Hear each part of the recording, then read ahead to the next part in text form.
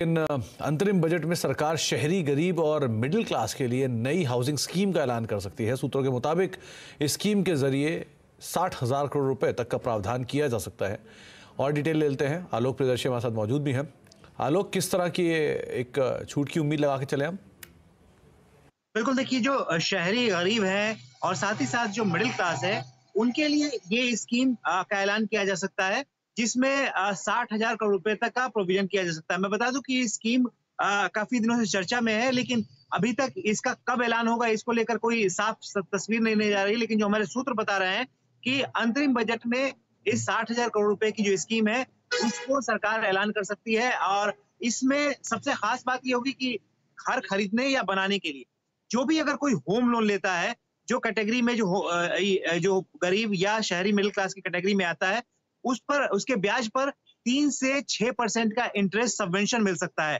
तो खास तौर से जो गरीब है, जिसके पास अपना घर नहीं है, वो अगर घर खरीदता है या फिर कोई घर बनाता है, जिसके पास छोटी सी जमीन भी है और वो घर बनाता है और उस पर लोन लेता है कंस्ट्रक्शन के लिए, तो उस पर 3 से 6% तक का इंटरेस्ट सबवेंशन मिल सकता है। मैं बता दूं कि पहले ही जो प्रधानमंत्री आवास योजना के तहत अफोर्डेबल हाउसिंग के लिए जो क्रेडिट लिंक सब्सिडी स्कीम मिलती थी, वो लगभग सब बंद कर दी गई थी। सिर्फ जो ईडब्ल्यूएस कैटेगरी है उसके लिए अभी चल रही है।